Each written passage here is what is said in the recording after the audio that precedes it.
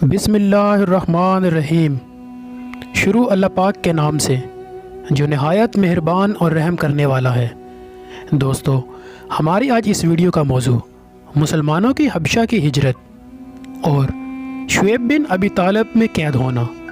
Video کرنے سے پہلے آپ لوگوں سے درخواست ہے کہ جن دوستوں نے ابھی تک ہمارا چینل سبسکرائب نہیں کیا وہ چینل کو سبسکرائب کر کے بیل آئیکن کو دبا دیں تاکہ ہمارے آنے والی ہر نئی ویڈیو سب سے پہلے آپ تک پہنچے۔ مسلمانوں اور ان کے سردار فخر دو عالم صلی اللہ علیہ وآلہ وسلم جب کفار سے تکلیف پہنچتی ہی رہی اور آئے دن ان میں بجائے کمی کے اضافہ ہی ہوتا رہا، تو حضور اکرم صلی اللہ علیہ وآلہ وسلم نے صحابہ اکرام کو اس کی اجازت فرما دی کہ یہاں سے کسی دوسری جگہ چلے جائیں، تو بہت سے حضرات نے حبشہ کی طرف ہجرت فرمائی۔ حبشہ کے بادشاہ اگرچہ نصرانی تھے اور اس وقت تک مسلمان نہ ہوئے تھے، مگر ان کے رحم دل اور منصف مزاج ہونے کی شہرت تھی۔ چنانچہ نبوت کے 5ویں برس رجب کے مہینے میں پہلی جماعت 11 سے 12 مرد، 4 سے 5 عورتوں نے حبشہ کی طرف ہجرت کی۔ مکہ والوں نے ان کا پیچھا بھی کیا کہ یہ نہ جا سکیں، مگر یہ لوگ ہاتھ نہ آئے۔ وہاں پہنچ کر ان کو یہ خبر ملی کہ مکہ والے سب مسلمان ہو گئے ہیں اور اسلام کو غلبہ ہو گیا۔ اس خبر سے یہ حضرات بہت خوش ہوئے اور اپنے وطن واپس آ گئے، لیکن مکہ مکرمہ کے قریب پہنچ کر معلوم ہوا کہ یہ خبر غلط تھی اور مکہ والے اس طرح بلکہ اس سے بھی زیادہ دشمنی اور تکلیف پہنچانے میں مصروف ہیں، تو انہیں بڑی مشکل ہو گئی۔ ان میں سے بعض حضرات وہیں سے واپس ہو گئے اور بعض کسی کی پناہ لے کر مکہ مکرمہ میں داخل ہوئے۔ یہ حبشہ کی پہلی ہجرت کہلاتی ہے۔ اس کے بعد ایک بڑی جماعت نے 83 مرد اور 18 عورتیں بتلائی جاتی ہیں متفقر طور پر ہجرت کی، اور یہ حبشہ کی دوسری ہجرت کہلائی جاتی ہے۔ بعض صحابہ نے دونوں ہجرتیں کی اور بعض نے ایک۔ کفار نے جب یہ دیکھا یہ لوگ حبشہ میں چین کی زندگی بسر کرنے لگے ہیں، تو ان کو اور بھی غصہ آیا اور انہوں نے بہت سے تحفے تحائف لے کر نجاشی شاہ حبشہ کے پاس ایک وفد بھیجا، جو بادشاہ کے لیے بھی بہت سے تحائف لے کر گیا اور اس سے خواص اور پادریوں کے لیے بھی بہت سے ہدیے لے کر گیا۔ جا کر اول پادریوں اور حکام سے ملا اور ہدیے دے کر ان سے بادشاہ کے یہاں اپنی سفارش کا وعدہ لیا، اور پھر بادشاہ کی خدمت میں یہ وفد حاضر ہوا۔ اول بادشاہ کو سجدہ کیا اور پھر تحفے پیش کر کے اپنی درخواست پیش کی، اور رشوت خور حکام نے تائید کی۔ انہوں نے کہا کہ اے بادشاہ، ہماری قوم کے چند بیوقوف لڑکے اپنے قدیمی دین کو چھوڑ کر ایک نئے دین میں داخل ہو گئے ہیں، جس کو نہ ہم مانتے ہیں نہ آپ جانتے ہیں، اور آپ کے ملک میں آ کر رہنے لگے۔ ہم کو شرفائے مکہ نے اور ان لوگوں کے باپ چاچا رشتہ داروں نے بھیجا ہے کہ ان کو واپس لائیں، آپ ان کو ہمارے سپرد کر دیں۔ بادشاہ نے کہا کہ جن لوگوں نے میری پناہ پکڑی بغیر تحقیق کے ان کو حوالے نہیں کر سکتا، اول بلا کر تحقیق کر لوں، اگر یہ صحیح ہوا تو حوالے کر دوں گا۔ چنانچہ مسلمانوں کو بلایا گیا۔ مسلمان اول بہت پریشان ہوئے، لیکن اللہ تعالیٰ کے فضل نے مدد کی اور ہمت سے طے کیا گیا کہ چلنا چاہیے اور صاف بات کہنا چاہیے۔ تو ان مسلمانوں نے بادشاہ کے یہاں پہنچ کر سلام کیا۔ کسی نے اعتراض کیا کہ تم نے بادشاہ کو آداب شاہی کے مطابق سجدہ نہیں کیا۔ ان لوگوں نے کہا کہ ہمارے نبی صلی اللہ علیہ وآلہ وسلم نے اللہ تعالیٰ کے سوا کسی کو سجدے کی اجازت نہیں دی۔ اس کے بعد بادشاہ نے ان کے حالات دریافت کیے۔ حضرت جعفر رحمۃ اللہ علیہ آگے بڑھے اور فرمایا، ہم لوگ جہالت میں پڑے ہوئے تھے، نہ اللہ کو جانتے تھے نہ اس کے رسولوں سے واقف تھے۔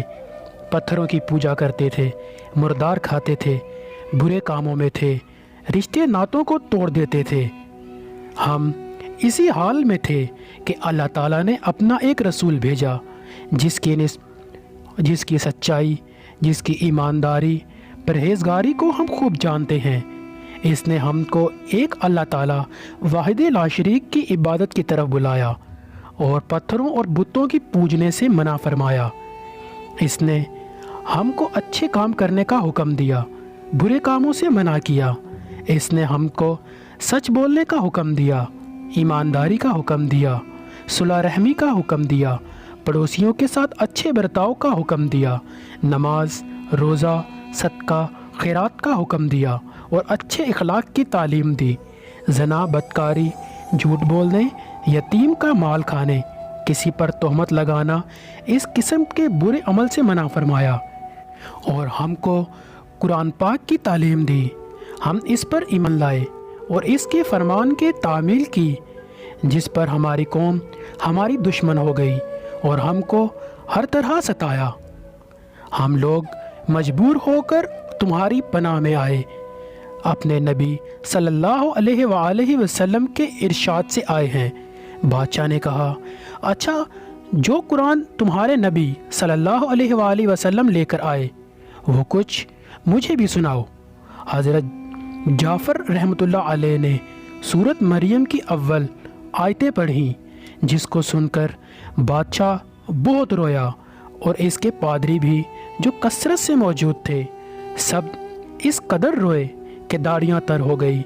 इसके बाद बादशाह ने कहा, वल्लाह खुदा की कसम, ये कलाम और जो कलाम हज़रत मूसा लेकर आए थे एक ही नूर से निकले हैं। और इन लोगों से साफ इनकार कर दिया, कह दिया कि इनको तुम्हारे हवाले नहीं कर सकता, ये लोग बहुत सताए हुए परेशान हैं।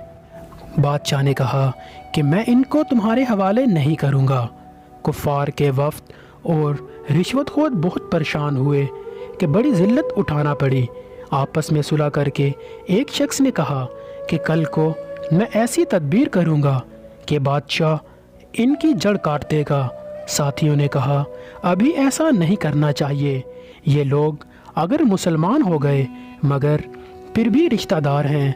मगर इसने ना माना।